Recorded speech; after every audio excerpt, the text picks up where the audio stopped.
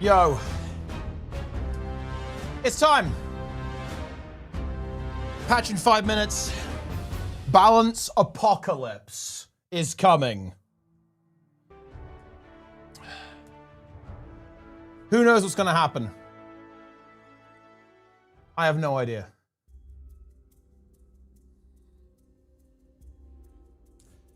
Okay.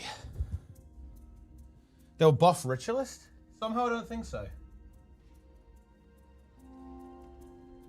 Yo. Did all my Twitch API stuff broke? I don't know what's up with that. I don't know what happened. Gonna have to fix that.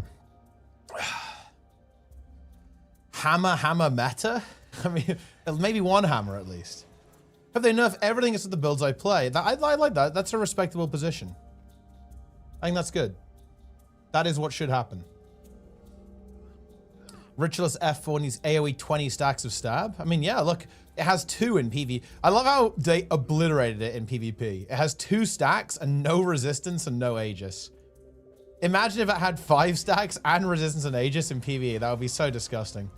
Break. Dude, like, do you guys not think it's a bit suspicious when an ArenaNet dev just shows up and says break in chat? Does he know something that we don't?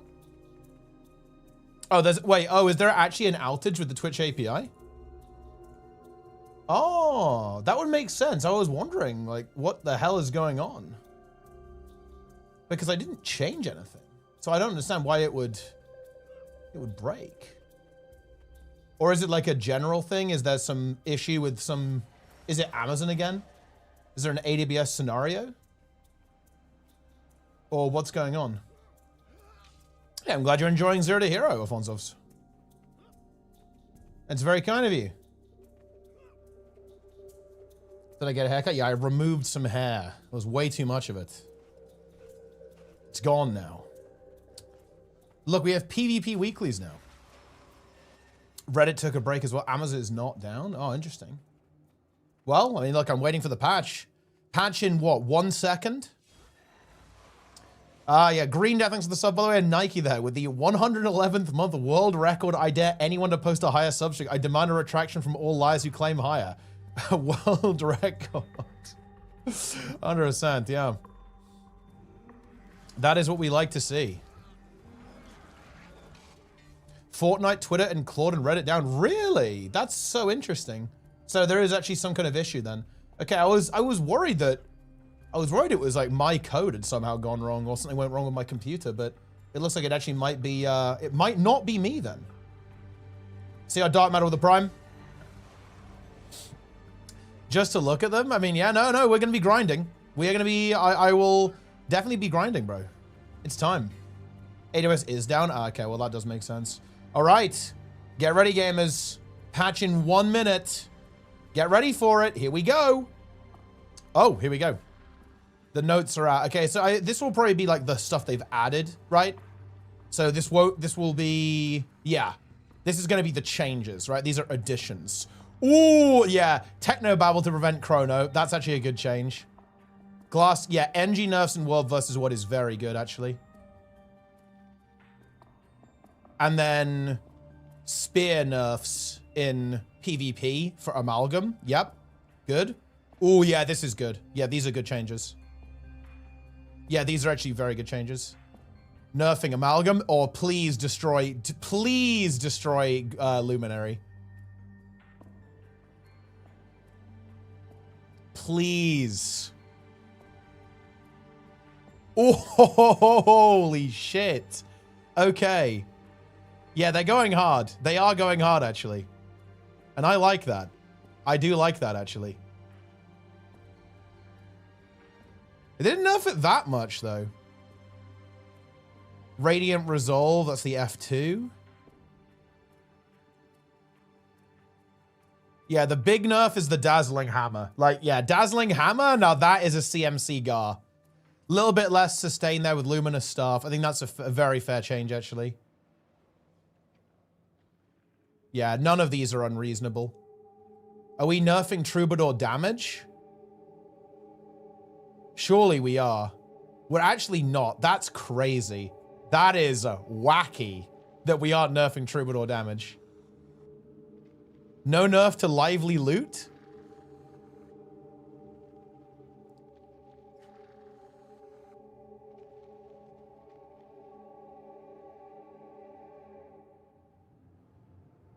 Conduit? Dude, we're not nerfing that much, are we? That's crazy. That's crazy, guys. Okay, they're nerfing Conduit quite a bit. Yeah. Hex Eater Vortex, Abyssal Chill, Twin Moon Sweep. Ooh, yeah. Release Potential. Okay, yeah, okay. Alright. Ooh, wow, we're really nerfing. Ooh, okay. Yeah, we are really nerfing Conduit. Oh, yes! Fuck you! Look at that. Skelling, enjoy this patch note, my brother. Ah! Oh, yes! Very nice. Very, very nice. That is what we like to see. We very much like to see this. Antiquary has been hit with the hammer, and it feels very good. Initiative refund, 50%. Initiative gain on Enterprising Aristocrat, 2-1. Very nice. Very, very nice. That caused the active chance. It's got to shrink if recast. Oh, well, there you go then. It's kind of weird. Late notes. Deafening drum. Wow, I am actually really surprised they didn't nerf Troubadour that much. That's quite surprising. Not much world polish either. Oh. Holy! Dude! Meticulous Custodian. This trait no longer grants increased stacks of beneficial artifact effects. Oh, no! Dude! That is a nuke. Skelling is over. Skelling's done. Like, Skelling is over. He is frog-whited. He is frog-whiting right now.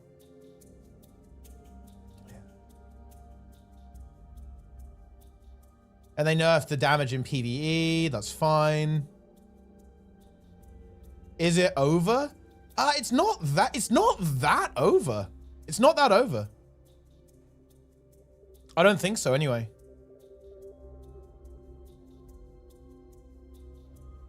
The nerfs are very fair. The nerfs to Luminary are good, in particular like the Dazzling Hammer stuff. Yeah, same with Gleaming Blade as well. Effulgent Stance nerf. Stalwart Stance cooldown increase is good. Make it less tanky.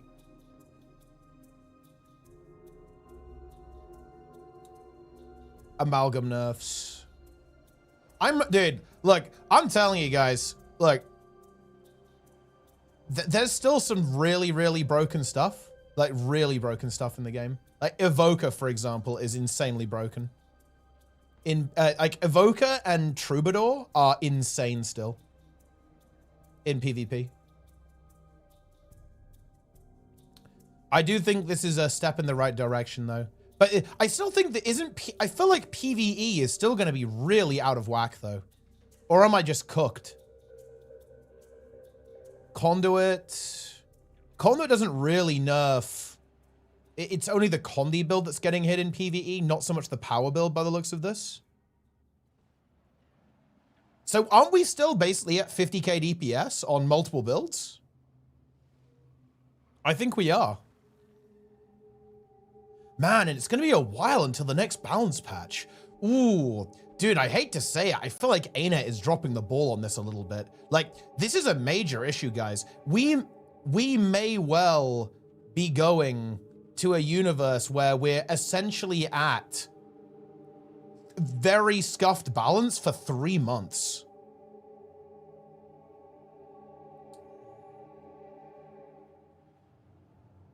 Ooh.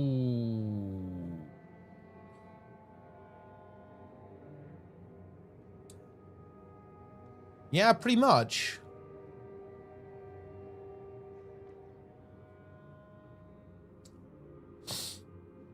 Oh yeah, power did get nerfed actually. Yeah, power got nerfed in the power conduit got nerfed here because they changed perpetual wisdom, right?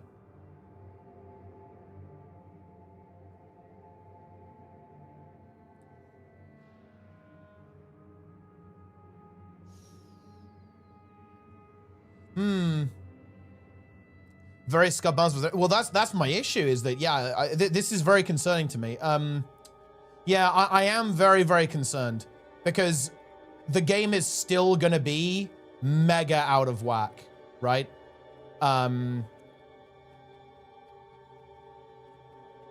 This patch doesn't really change that.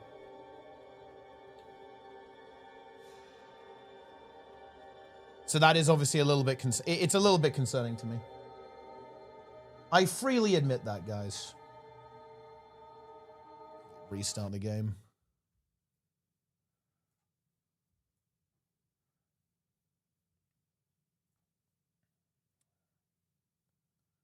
Any game restarters?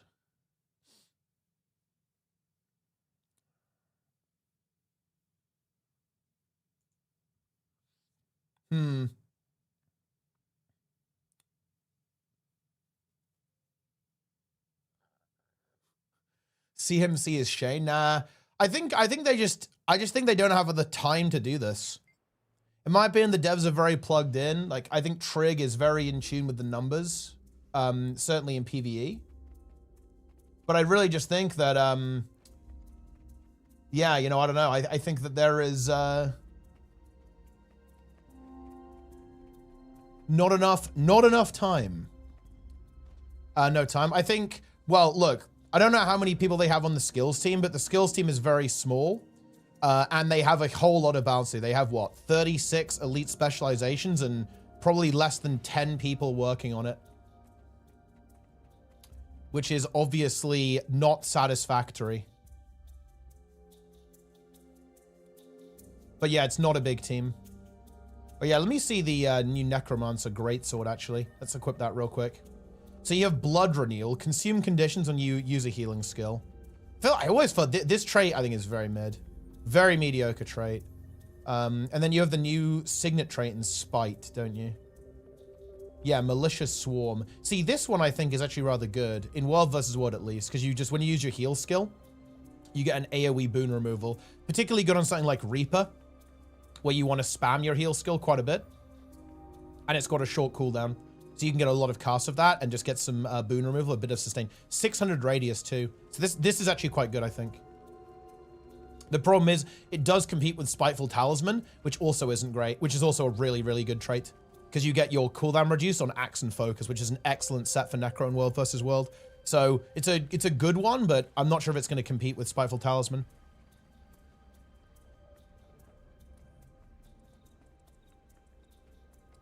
Well, I think the problem is, Joggett, there's just too many specs for them to balance, right? Because, to be clear, Nike's got some insight in this, but the skills team don't just do balance. They're also involved in other things too, like designing like NPC skills as well. You know what I mean? So it's kind of a tricky meme. It is a tricky meme.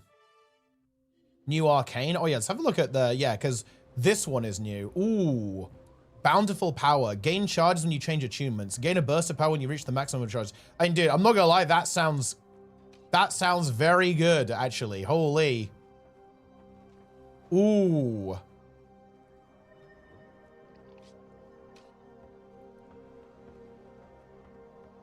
Yeah, quickness and a 20% damage mod. That's pretty juicy. Especially on something like Evoker. Oh, dude, honestly, this sounds like it could be really good on Evoker in PvP. What's the number in PvP? Yeah, exactly. I'm just thinking about PvP. This is crazy. Oh, it's 15%. Oh my God. Whoa. That is crazy. And you get 3 seconds. Dude. Oh, woo. Woo. Dude, the Evoker will be terrorizing with this. Goodness me. Nico, log in to Bunny Wizard. Goodness me. Every single arcane GM trait is kind of crazy. because Evasive Arcana is excellent, and so is Arcane Lightning, actually, because you have really good synergy with this trait here, right? You have this one, and you get this on your elite, right? So you take Arcane Shield and Arcane Lightning, and whenever you use your elite, you also get the Arcane Shield, right, at the same time. Evoker and Writ not get touched. Writ's not problematic in PvP, in my opinion, compared to all the other stuff. I don't think Writ's meta currently in PvP. No, in fact, Writ is absolutely not meta in PvP currently. Don't get me wrong, like, Writ is OP relative to non-VOE specs, but in compared to other VOE specs, it's not problematic. Writ has bugs that need to be fixed. Like, for example, Anguish projectiles it doesn't interact properly with, Writ projectiles don't interact properly with Reflects. That's actually a really major issue. And I think Writ has a really problematic design where you can instant cast Fear people with the teleport combined with the F3. That's like a major issue. I feel like it's going to be super strong. Well, I'm not so sure, honestly. I think that the things that are going to be good, I don't think Writ is actually that great against. Like, for example, I don't think Ritualist does well into Evoker or Troubadour. And Evoker and Troubadour didn't really get touched. And to be honest, look, I'm not actually totally convinced that Luminary is dead after this patch, by the way. Luminary, I think, will still be good. Like, you just probably won't stack as many. Like, you're not gonna stack. You're not gonna stack Luminaries. But honestly, I think playing a DPS Luminary is still going to be good. At the same time, is that it has these damage reductions, and less of its damage is in the Dazzling Hammer, but it still has excellent damage output. It has less healing for free with the Luminous Staff nerf and the Radiant Resolve nerf. But support Luminary is still excellent, and I think DPS Luminary is still going to be good. It's just that you're just going to layer it with maybe an Evoker now, and a Troubadour. Like, you were already running Troubadour. Troubadour didn't really get nerfed, to be completely honest with you. It's the mostly support nerfs, if anything, right? Like, you can see the support nerfs here.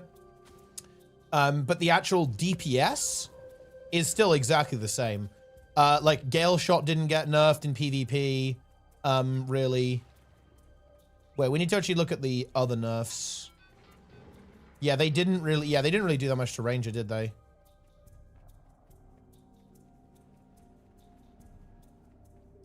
The Zeal trait changes 10%. Wait, what? Oh yeah, because they did this big rework. Well, I was talking about PvP, Jokuk, not PvE, but yeah, we have to look at this actually. Dude, these ones are actually kind of cool, aren't they? I think I quite like these. When you use Virtue 1, you get you just get 10% damage while you have Fury, and you get a free symbol when you hit your F1 as well. Which is pretty juicy. You get Symbolic Avenger for free, that's just 10% damage. 10% damage here as well, just baked in. Yeah, this is just 10% damage, right? That applies to everything, because previously you had just symbols doing more damage, but now you have everything doing more damage. Look, I do think that Power Luminary was already underrated. And now, well, that's not going to be for much longer, because you get a free symbol proc, dude, look, also, can we talk about the speed increase as well? Just permanent 33% movement speed if you have Fury. Ooh.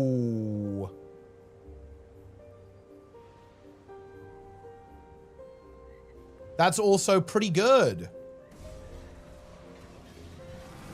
So Fury is now Swiftness if you're a Guardian as well, which is pretty juicy.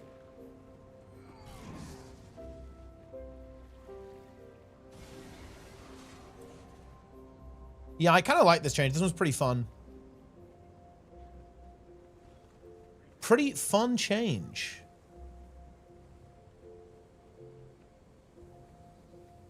Peepo run, exactly. You are Peepo running right now. This is a Peepo run situation.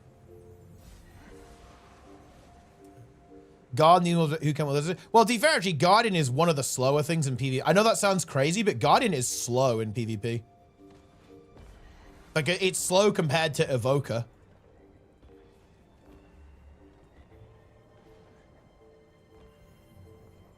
Didn't nerf power it in PvE? It doesn't look like that, no. I mean, dude, like, are we just at, is 50k just the new normal? Is that what this is? Like, what's going on? This is concerning to me, guys. Look, I don't want to complain too much, but I don't know, man. Like, I don't like this. This is I don't know. I'm not a big fan of this, guys. This is too much power creep, right? It's too much. It's too much. It's so much. I don't like that. It's completely out of hand.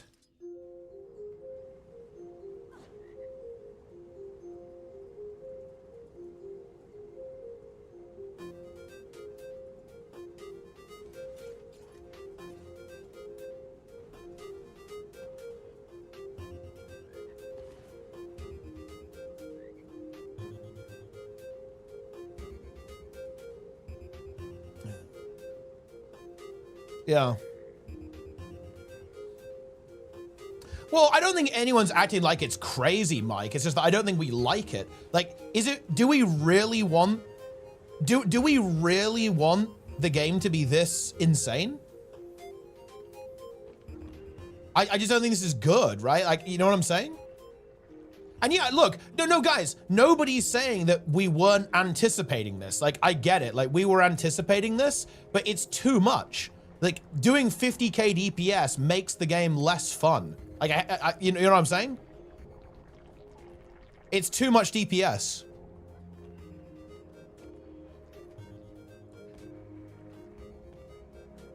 Yeah.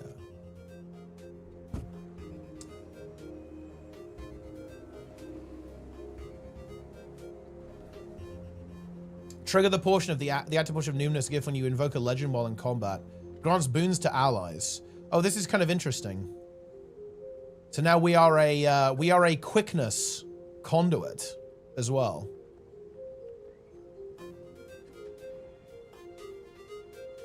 It gives might too. Man, that actually seems rather decent. Yeah.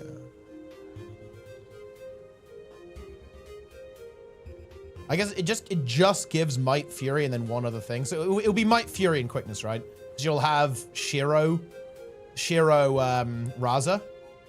So you'll give might, fury, and quickness to 5 people. Seems decent.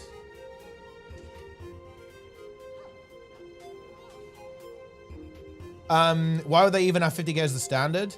Or a Feb LCM, or like what could be their reasoning? Realistically, their reasoning is almost certainly they want to make the game easier for people. Specifically open world. So they want open world content to be easier. And they want people to not get stuck during the story. Is it not easy? Well, I mean, yeah, but they just want the game to be easier.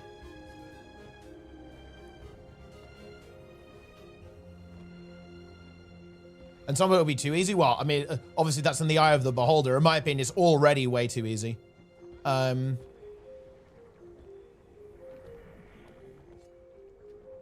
want me to actually feel powerful. Yeah, I mean, well, that's one way of doing it, I guess. Shout out to YouTube, by the way, guys. How can they change balance so the new bad people get rewarded and old experienced people don't suffer from the game being too easy? I think, I mean, I don't know. I just don't think power creep, I'm not sure if power creep really helps, to be honest. Cause like we power creep the game so much and people still struggle, but that's just the way it is. Like people are always going to struggle. I mean, I'd do it by changing the content, I guess, rather than the abilities. Yeah, I don't know. Obviously a bit unfortunate. Oh, let me check out the new Necro GS, actually. I think that was a pretty cool change. I kind of like the new version.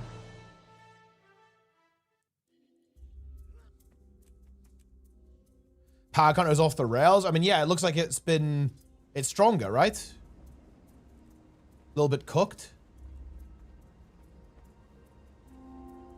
Little on the cooked side, as we say.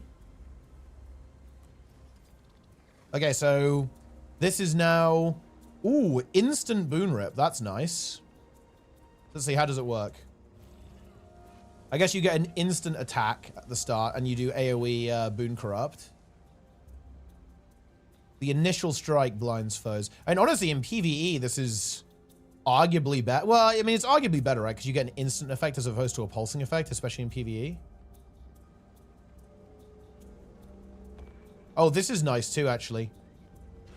If you hit someone, you get free quickness. Oh yeah, this ability is interesting, actually. This not giving life force, I think, feels bad, but whoa.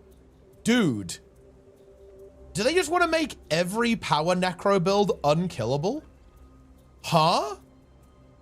Guys, life siphon damage 3.5k, additional hit healing 586. And doesn't this hit like 6 times or something? Bro, and it hits 3 targets. That's actually, this is a crazy build. This is a crazy ability. Wait, does it do damage as well? What? What is this skill?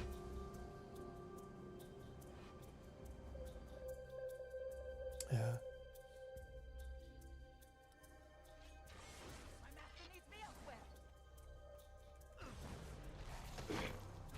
Oh, it is. It's both. Wait. Oh, interesting. Oh, it doesn't do does it not multi-hit so much anymore? I think it only hit once. I think it's only it's a single hit skill now. Oh, wow. Okay. But yeah, you get like a big lifesteal off it. And then this is like that. Yeah, we get the instant blind. I mean, this is a good, dude, that's kind of a crazy skill in PvE. I'm not gonna lie, guys. Like, you're just immortal if you play greatsword ever.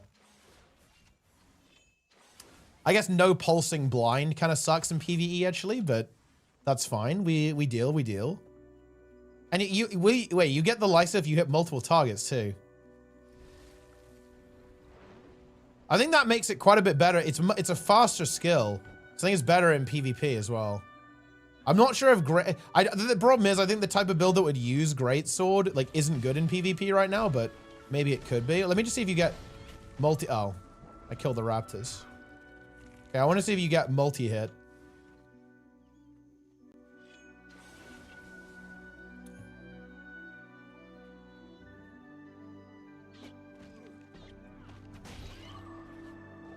Oh, that's interesting because, okay, we need to actually fight something else. So what went wrong there is that the lifesteal actually didn't apply because the mob died. The damage on its, that's really interesting. Like, because it's in 2 packets, the damage killed the mob, so I didn't get the lifesteal. That's actually rather interesting. But I'm assuming you actually do get if you hit 3 targets, you get the lifesteal on all the targets. If I said PD, I meant PvP. Like the build that yeah, what I meant is that like I think it's better in PvP, but like builds that use greatsword in PvP aren't good.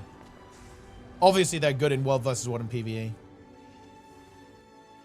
But yeah, not in PvP. Ooh. Dude, look, I hate to say it, guys, but look, the name of the expansion is wrong. This is not Guild Wars 2 Visions of Eternity. I hate to say it, guys. This is Guild Wars 2 Disneyland.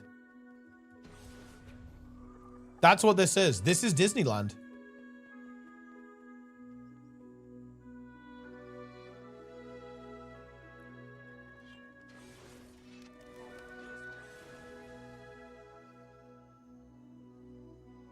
Like, maybe, is that the rationale, guys? Is that the rationale? If everyone is a Mickey Mouse spec, nobody is a Mickey Mouse spec? Is that what we think?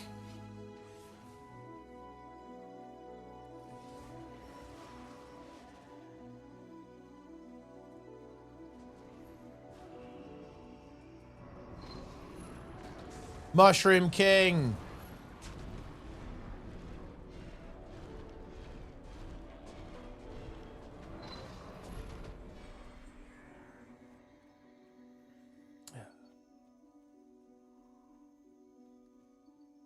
Ooh.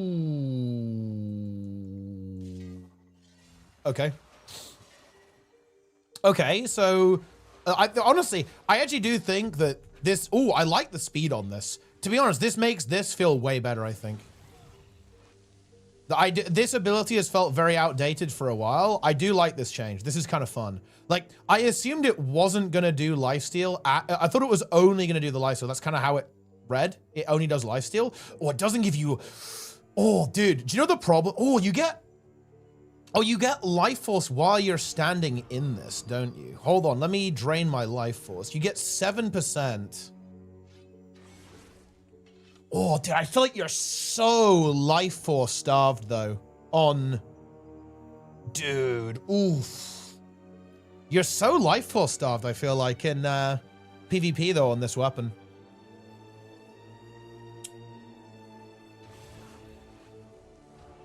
Oh, what, does it apply while you're in Shroud? Oh, it does. That's kind of cool, actually. I assumed it would. Bro, why are you fucking linking me, Nike? Oh, bro. Jesus. Yeah, that's content, guys. Content. Affected by a lack, you can probably like crazy. Yeah, of course, yeah. Because it's it casts a spell, so it's affected by a lack.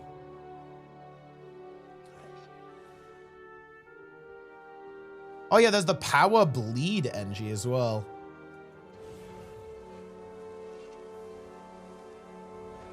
And you do get a good amount of life force out of that, and you get 10% on Grasping Darkness.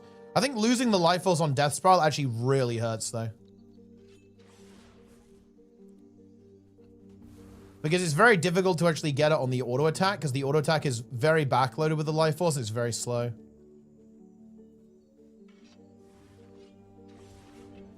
New Inferno NG is good. Oh, I bet it's good. I think it could be actually really hype, actually, Towns, because NG has always been quite hybrid. I'm just wondering if, dude, you know, maybe it's a have you tried grieving moment. You know what I mean?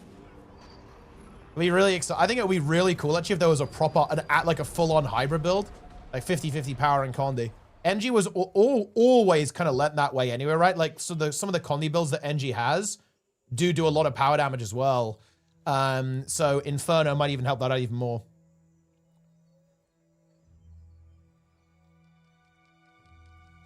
Necro GS changes a buff or a side grade. I'd say side grade, leaning towards buff, I would say. Because I think the playability is better. I think certainly in PvP, it has more of a hope of being good. 100%. Like, definitely even. I would say I would say it's a buff overall. In fact, it's definitely a buff. Quickness on GS5 is really nice. The way Nightfall works is generally better. Death Spiral Lifesteal super nice. So I'd say it's overall superior. The Weaver, is Weaver like really OP now or what? Let's see, what else did they change? Was there anything else big? Oh, dude, this one is actually big. It's kind of weird for a support Paragon though, because you're gonna. Oh, dude, this actually feels bad, dude. No block on support warrior. Ooh, and no Aegis on line breaker, man. Support Paragon has been punished for the sins of DPS warrior, man. You honestly hate to see that. You hate to see it, guys. You really, really do. Yeah, stuff got wrecked on warrior. It got absolutely wrecked. It's a shame actually, because I quite like this build. I think this build was good in PvP. I think it's gonna struggle a bit now, to be honest. Like, I think the DPS warrior builds are gonna do well. So like DPS Spellbreaker, I think there's some potential there. Maybe even some kind of DPS Paragon build. But I don't know. I think support warrior is going to be tough. It's going to be very easy to focus, I think, without the block. At least you do get 10 adrenaline, though, which is pretty good.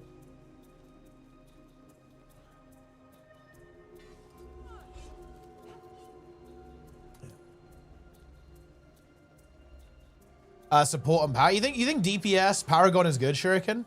I don't think I've seen anyone play that build effectively. But what do you think you play now? Do you play strength defense? Yeah, it doesn't heal that much, does it? It's only 1.7k. That's a relatively conservative number, I think. Wait, do you think that it's better than Luminary though? Support Luminary? Because they didn't really nerf support Luminary that much. It's like a little bit. They nerfed it a little bit. Not that much though. Staff cooldowns up on Luminous Staff. This is significant. It's a big cooldown increase actually. This is a significant nerf. Paragon Power is like the strongest side noder. Is it though? I mean, yeah, that's kind of cool actually if that's the case. Look, I have not seen anyone play that build effectively. But listen, I trust you. I believe in you. What are you playing on it? What are you playing?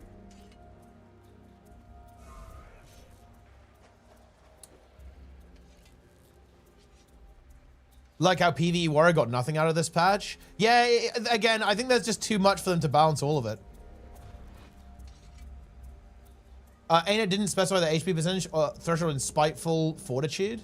Trait tooltip on Necro. Wait, hold on. Let me go back and look. Power Conduit is 50k. I mean, listen, guys. It's not a big deal. It's, just go with it. GS Spear, Strength Defense. Yeah. That's definitely something that I would imagine would show up.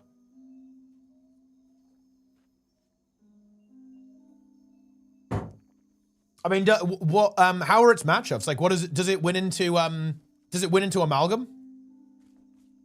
I guess if you have Cleansing Ire, you have Turbo Cleanse.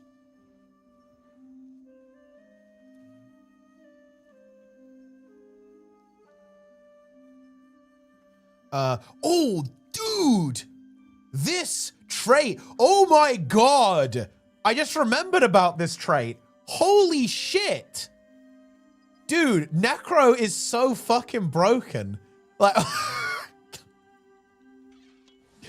this is the most ridiculous. Oh, this is so overpowered. Oh my god. Yeah. Oh, I wonder. I feel like this actually might make the spite build in PvP quite a bit better as well. Just the extra vitality is... Wait, what's the extra vitality actually in PvP? This might actually make Ritualist quite a bit better in PvP if you can play Spite over Blood. Because if you get a good amount of... Oh, it's 10%. Ooh. So you actually do get a good chunk of extra health. Just the extra vitality is kind of nice on this one. Because it just gives you a lot more sustain. And then you could actually take double, right? You could go Vital Persistence and Spiteful Fortitude. And that's going to give you a good health pool and therefore a lot of sustain. Especially if you're hitting things below... I assume it's below 50%. That would make sense. That's how a lot of things are, right? Below 50%. Dude, wait. Actually, wait. Can't we go and test it? Hold on. Let's go and test it. Because, yeah, obviously, guys, there's a bug. The tooltip isn't showing the number correctly. But let's just very quickly go and test.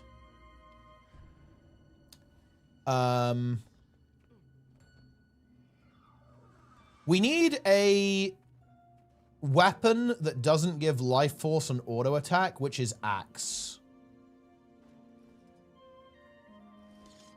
And we're just going to auto attack this golem and see when we start gaining life force. I would assume 50%. Let's find out.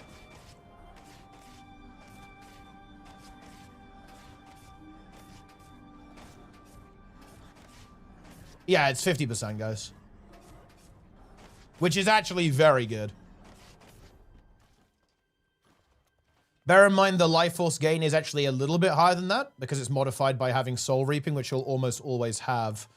Yeah, so here's the thing, guys. Like the vision for this build would be you go in this direction, Berserker Amulet, Rune of the Warrior probably.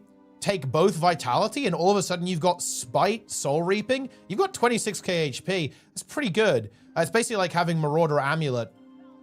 And bear in mind, you can take Dread or something here as well. You can take Dread for Quickness and Fury on this build. And let's see, what would you take here? Honestly, none of these are really... I guess, I think maybe Spiteful Talisman just for more damage. And you take something like this, and you'll actually be kind of tanky on this build. Because again, you just have this life force generation when you're hitting low targets, and you've got Vital Persistence, so you heal yourself a little bit more as well at the same time. So I can imagine something like this could be good. This kind of build that would go in this direction. Because it was already seeing a little bit of play, I think, last patch. Is Spiteful Fortitude worth taking in PvE? And this is actually the true insanity of how good that trait really is. It's not just worth taking that trait, Dalek. It is meta to take that trait because it gives you the... there's nothing else better, I think. It has no competition, if I'm not mistaken. Yeah. So you will take this because... Oh, dude, you get Awaken the Pain for free. Oh my God. Dude, what is this trait line? Yeah, so you just get this for free now. Ooh. Kai's Ritualist in PvE is broken. It is mega busted. Mega busted, my friends. The Forbidden build? Nah, the Forbidden build is the same.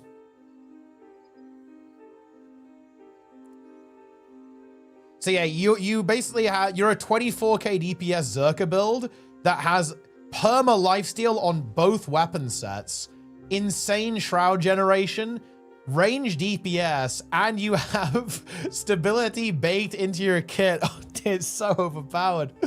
Oh God. It's so OP.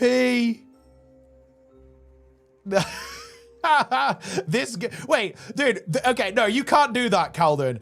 This game sucks first Garth, and then you first time chatter yourself. That's not legal. You can't do that. You have broken the law. You violated the law.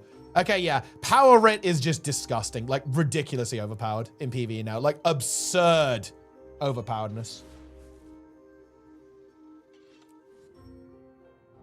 Dude, I think, look, I think Power Luminary is broken in PvE, no?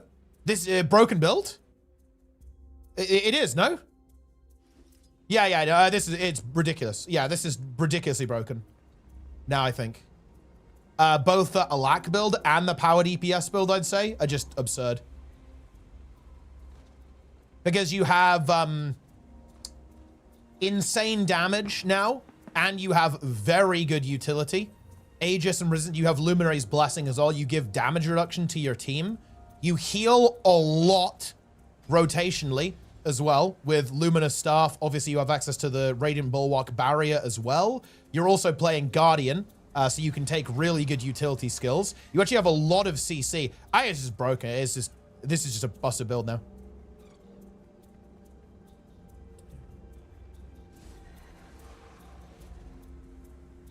Yeah, they nerfed this trait, right? But Zeal is insane. Because you get Symbolic Avenger for free, and you get a new really good trait with Furious Focus.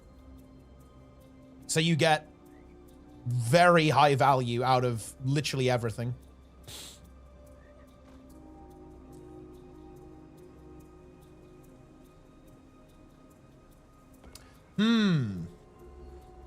I think Twitch is a bit scuffed right now, Lynn. There's some server issues. Like, for example, the API is down, so I think the stream will be scuffed. I think it's fine on YouTube. Shout out to YouTube, by the way.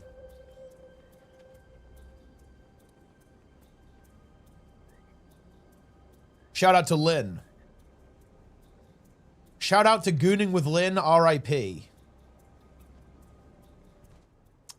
Toast in the chat.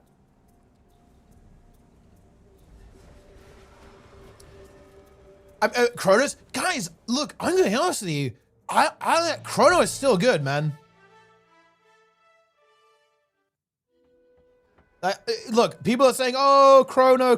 No. Chrono is not bad. Chrono is not bad in PvE, guys.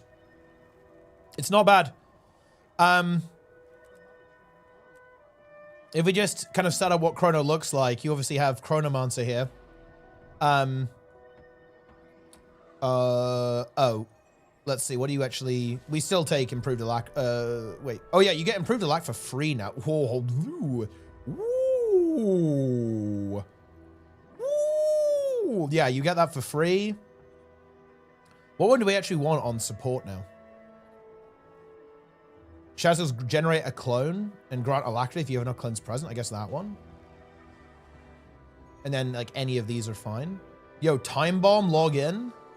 Dude, Darren's, we are in Mickey Mouse world. We are in Mickey Mouse world.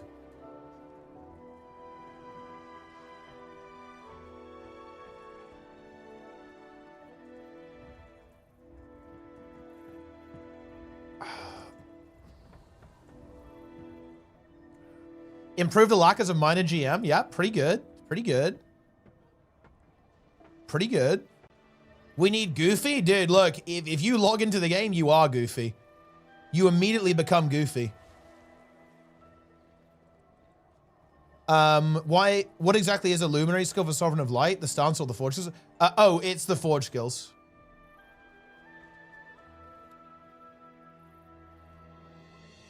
Will that Time Bomb take you out of stealth? That's a good question. Probably. I mean, it will when it goes off, maybe. New middle trait, heal chronos. Probably illusionary reversion just for more clone gen.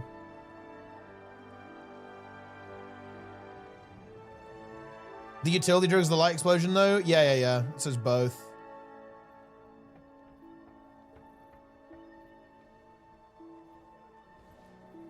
But yeah, Chrono is still really good, guys. Because Well of Precog... Look, I know this is going to sound crazy, but Well of Precognition is still a good spell, I think. Because with Improved Alack, this is what? A 40-second cooldown?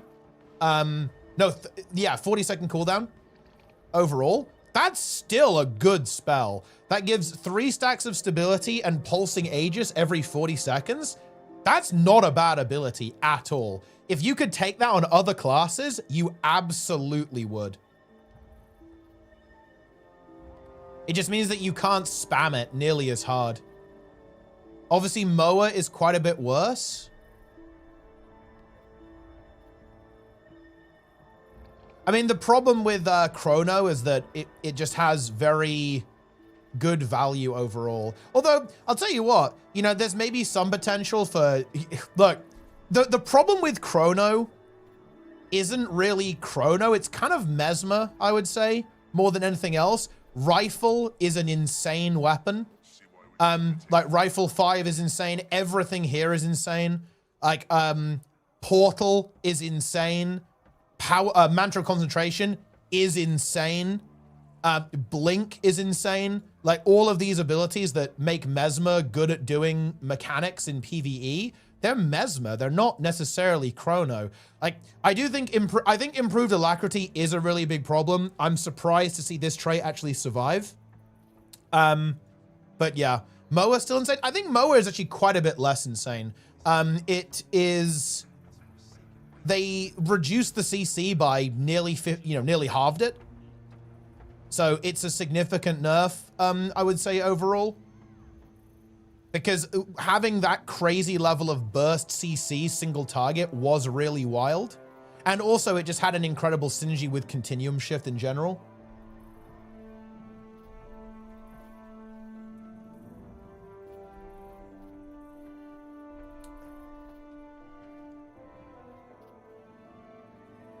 Power quarter is 51.6k, 50-50 Sword Sword. I mean, that's, dude, Sword Sword only is base. Sword is high tier.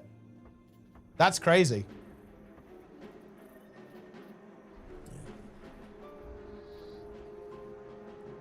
Okay, okay. But yeah, to be clear, guys, Chrono is excellent still, I think. But, you know, there might be some more potential for Troubadour, though. I will admit that. Because Chrono's healing is going to be dog ass now. Like, full ass. I will be 100% honest with you. Because they nerfed the healing mod on Illusionary Inspiration. And that is relevant. Like, Chrono's healing was already pretty mediocre. So nerfing the healing in the CC, they're not bad changes. I don't hate the changes. But, you know, maybe there's a bit more potential. But the thing is, I do think it will still be Mesmer dominating the meta because of how effective it is at doing mechanics. Like, that's the big thing. It's just, it's very good at doing mechanics. Because if you need Portal, guess what? You want a Mesmer. If you want CC, Mesmer is still going to be great at doing it. You know, I don't know, but maybe Troubadour sees more play because the healing on Troubadour is insane. Like, this build has crazy throughput, actually, because you've just got the harp button in the mix here. You have the loot as well, and crescendo is an incredibly good ability. Like, look at this, guys. If you do a crescendo, all instruments, 9k barrier, and I think this is an exotic gear, by the way. So, you know, very balanced, guys. Very balanced. That's without food too, by the way. So Troubadour throughput is absolutely insane. So maybe this does open the door a little bit to Troubadour. I think Troubadour does have okay CC as well. You've got the drum, and obviously you can still take the mower if you want, and you know, you can still take all the usual good stuff. But Chrono just has a lot of value there. You can obviously still take Well of Senility here. For the days, you still have Gravity Well or Mower if you want to go in that direction. Obviously, oh yeah, the Defiance Break. Oh, look, check this out, guys. The Defiance Break changed. They didn't update the tooltip. Look, this is incorrect. This should say 50, I think, now, right? For the day's duration or the Defiance Break, but they didn't update that. Well, it says 100, but it's not 100, right? It's not correct.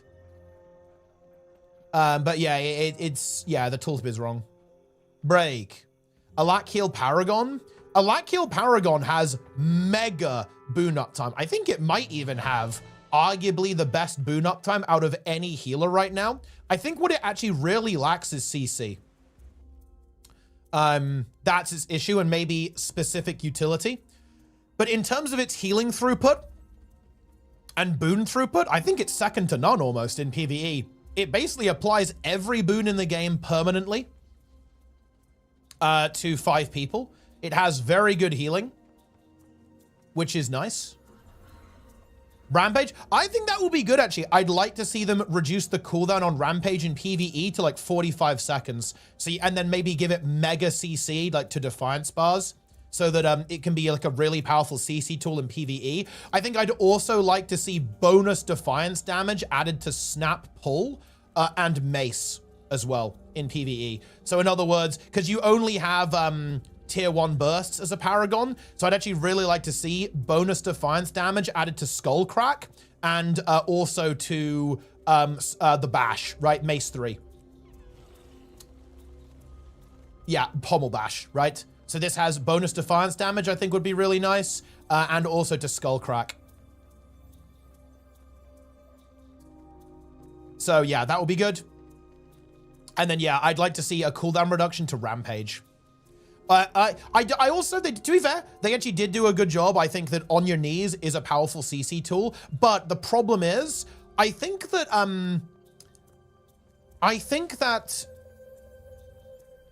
utility slots are kind of expensive for Paragon, actually, in PvE. Like, for me, it would feel pretty bad, actually, to give up an ability. I guess giving up Never Surrender is not that bad, but giving up Brace Yourselves or Banner of Tactics would feel really bad for me. So you could play something like this, and that gives you a really nice CC spell, because it's going to give you a 3-second immobilize, and of course the Defiance damage of 3 seconds, which is decent, actually. That's not a bad skill whatsoever. But if you had to give up another spell, because you obviously could take more CC, you could take Kick, for example, or, you know, Stomp, right? There's a couple of CC abilities that Core Warrior has access to. But yeah, it's kind of expensive. And obviously, like, having Banner of Defense is also kind of nice as well. So utility skills are competitive for Warrior in PvE. And yeah, I think like not having Brace Yourselves would feel really bad, not only for the barrier, but also for the prot and the adrenaline. This ability, I think, is very important for Paragon because it really helps you out with your adrenaline economy. And We Shall Return also does the same thing too. So you're able to actually utilize all of your abilities. But this build is good. But yeah, it does lack utility compared to other healers. It doesn't really have the ability to reflect super effectively. Losing its block, I think, feels really bad in PvE too, by the way. As a tank, having a channeled block is, I don't want to say essential, but it's amazing. You really want to have that, in my opinion, having some kind of block potential so you can tank effectively. Not having that feels bad. It is less necessary these days, honestly, because you just basically out-sustain damage that bosses do to you, so it's not that bad. And to be fair, it does make your healing very snappy. This is a ridiculous spell for AoE healing in PvE. I mean, look at this, guys. 8k tooltip heal. Yeah? 8k tooltip.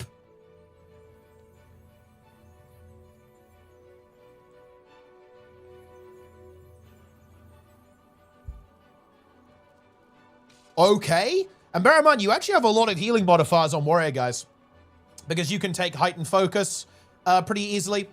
So you have 20% healing modifier. You have a 10% healing modifier, a 15% healing modifier here as well from Stalwart Focus. And of course, then you have Food, Sigil, etc. So this is like a 15k AoE heal right there. Not too bad, not too bad. The patch is already out, guys. It's already live. Paragon and Hammer. Yeah, but Hammer is really expensive on support Paragon, to be honest. It's really expensive because giving up Warhorn, I think, feels really bad. You really want to have Charge and Call of Valor. Like, these two abilities are incredibly nice. Just that AoE barrier, the Vigor, and then, of course, you also have the Swiftness and Quickness here. The little bit of Quickness support here is super nice on Charge. So actually losing this as an offhand, I think it feels so bad. Like, taking Hammer over that is a huge feels bad, man, in my opinion. That's why I'd like to see improvements to Mace. Rather than Hammer. Because obviously, yeah, you do have excellent CC potential if you play Hammer, but it is a very expensive trade-off, I think.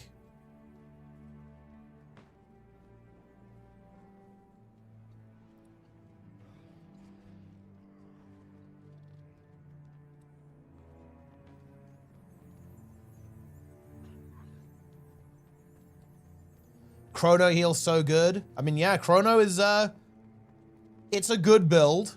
It is a good build. Rate top 5 healers currently in PvE. I don't know. I think tentatively I'd still say that Chrono is the best. It's like Chrono. What's actually good? It's Chrono, Druid, Scourge. I think Firebrand is kind of up there, to be honest, as well. Troubadour is probably in there as well. So what's actually good? Chrono, Troubadour, Scourge, Paragon, Firebrand, Luminary. There's a lot of good builds. I do think there's a little bit of a class. I think Chrono, the Mesmer heal builds are probably a little bit of a cut above the rest, just because of pure utility, especially in more modern encounters. Heal Spectre is insane. I think it's all right.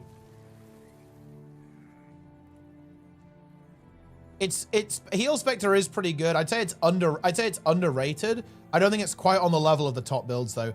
Engineer Heal. Engie is good. I'd say it's like very solid, but I wouldn't say it's OP. Want a heal build for fractals? On Engie, I think I almost want to say I'd go Scrapper.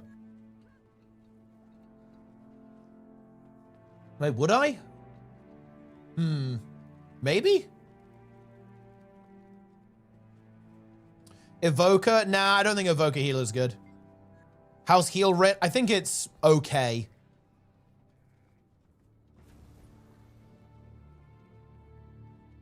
A lack of easy to use Mesmer utility? Pretty much, yeah. Like I feel like that's the issue with Healer in general, right? Is that whenever you're talking about healers, you're always thinking, ooh.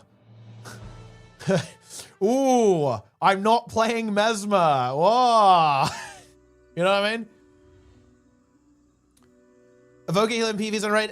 Is it though?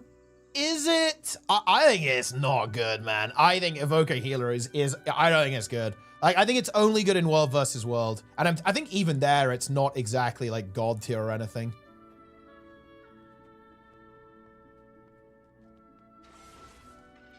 I'm going into a quick play. Get me in. I'm playing the Forbidden one.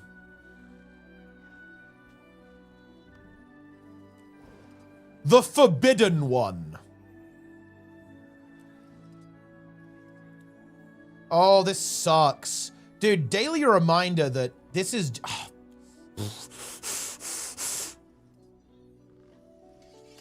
The way legendary weapons work in this game is ass.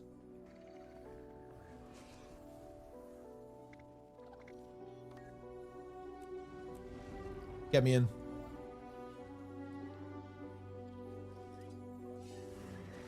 I only have Ritualist? Oh, Reaper, obviously. Reaper is incredibly based.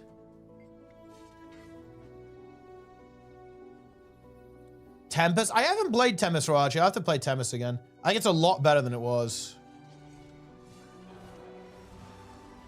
I am the Forbidden One. You'll never take Ascalon. You'll never take the Forbidden One. Come, friends.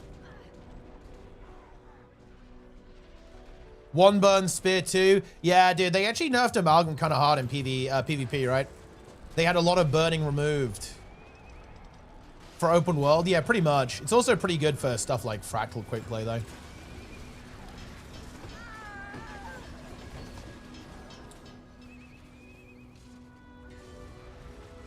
Also, I feel, okay, look. Do, in PvE, guys, do Ritualists play Resilient Weapon? Do people play that shit?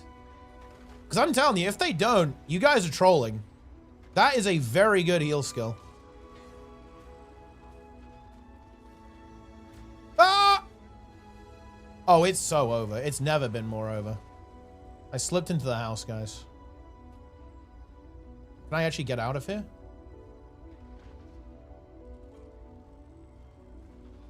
It's over. It's over.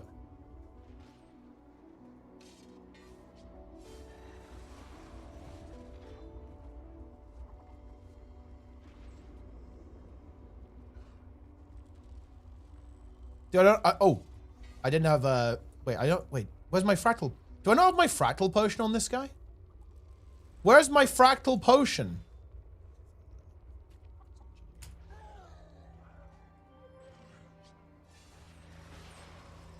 It's shaky. I think it's Twitch. Like, there's some issues with Twitch servers.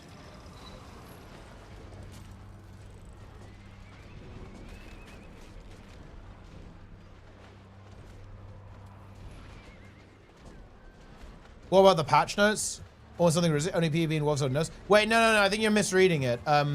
All of those changes went through and more. They only, when they do the patch now, they only list the stuff that wasn't in the original notes. Wait, where's my potion? Oh, wait, did I move it out of my shared inventory slot? That's crazy. Wait, why would I even do that? What was the logic?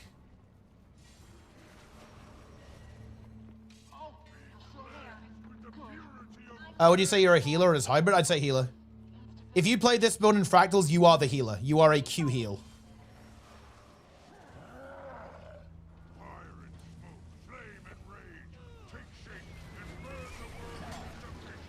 Did you trade it in? Oh, yeah, I might have done. Yeah, and I need to put the new one in there.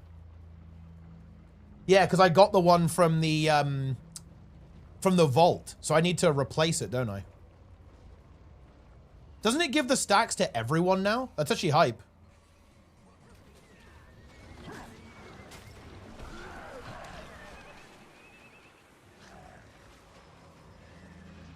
But yeah, guys, we are living in we are in Mickey Mouse world. 50k DPS is normal. You will accept that.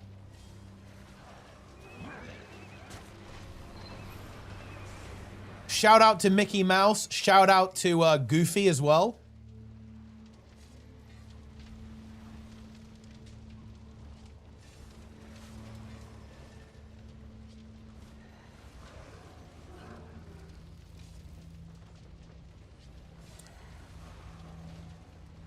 If you had to choose WoW or Guild Wars 2, which one would you pick? Right now, I'd choose WoW. In Heart of Thorns, I'd pick Guild Wars 2.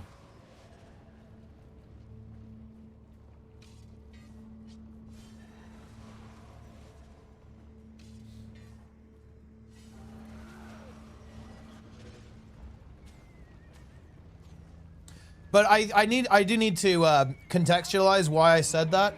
The reason I say that is mostly because WoW is competitive.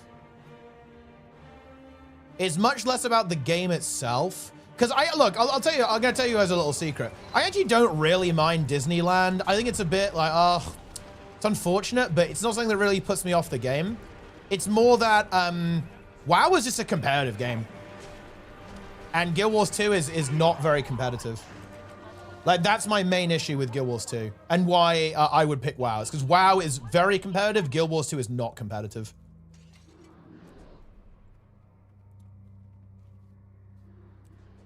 Actually, I'm going to leave. Grenade kit on NG auto attacks. Wait, does it actually? That's crazy. Wait, how does it do that? Is it a ground targeted AoE? Dude, I felt, wait, is this cancer in PvP? Wait, what does it do?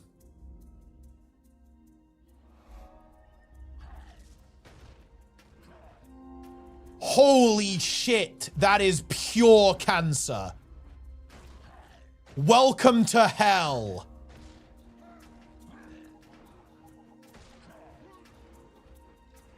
Yeah. Wait, actually this... Yeah.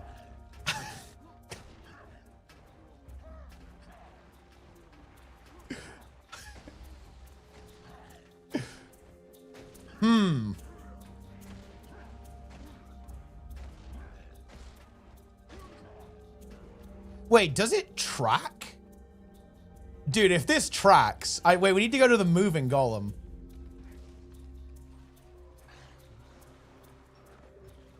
Bro, if this tracks, this is one of the most obnoxious things to play against in PvP. Just straight up.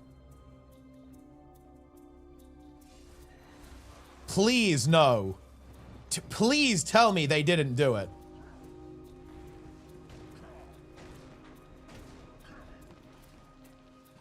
Hold on, that wasn't that obvious. We need the golem to come back.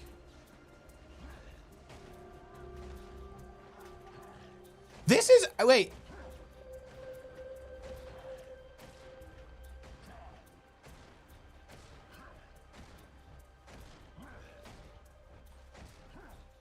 I think this actually might be worse. Can you turn that off?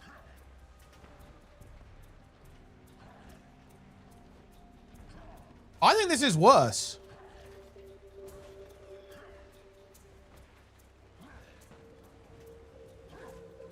Yeah, this is actually way worse. You have to disable that.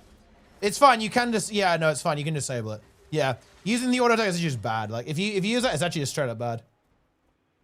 It's not, it doesn't track. No, it's fine. Saved. Praise be to CMC. I knew he wouldn't allow that. My king. Once again, my king saves the day. God King CMC. Dude, if that actually tracked, that's game over. You know, the game is ruined. But fortunately, CMC saves the day. Feels good, man. We're fine, guys. We're fine. We're fine. Not a big deal. Wait, so wait, where's the bleed one? Where's the bleed Furno? Oh, sharpshooter. Okay. See, this is actually high tier. Oh, dude.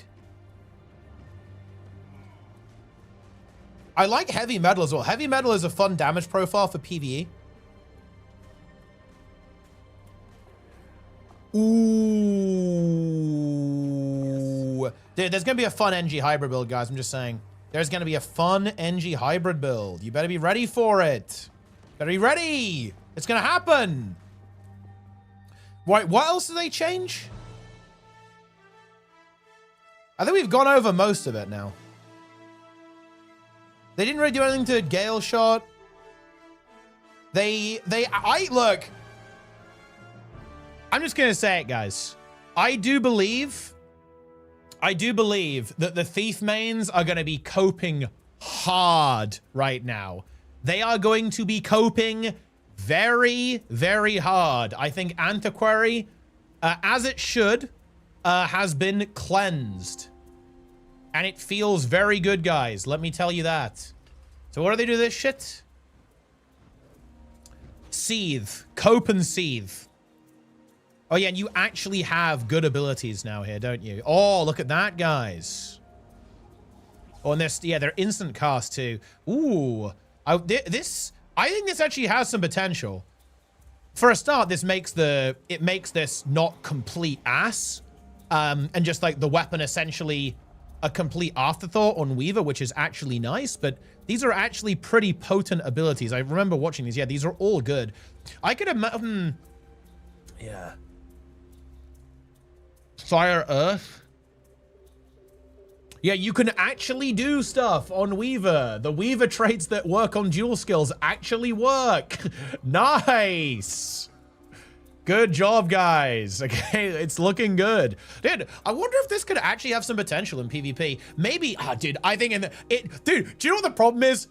I'll tell you what the fucking problem is, guys. Okay, VOE. I'd be like, yo, Spearver in PvP. Nope. It's gonna be complete dog ass compared to Evoker, almost certainly. So, like, that's the bad news.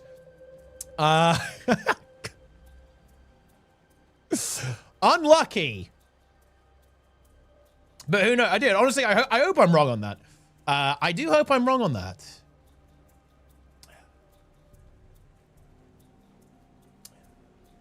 Antiquary is legit okay. I mean, I guess we'll find out, but it seems like it did get nerfed quite a bit.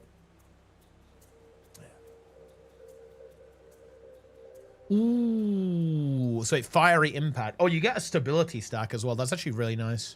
And you get bleeding and burning. And yeah, you actually proc your evoker shit, right? And you can cycle through these quickly. Decent, yeah, you get swiftness and vigor on these because of the trait. And then you get a bunch of like actually good effects here. Yeah, Vuln and Chill. Ripple. Boom. Any operatives in chat? What do you mean by that, actually? Also, Whittle over the prime as well, nice. Scaling is coping hard, dude.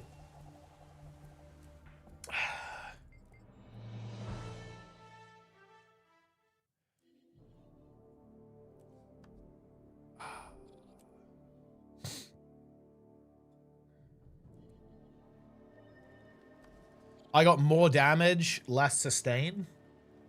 I'm going to fight you. It's time. You kill Amalgam now? But you have quite a bit less initiative, no?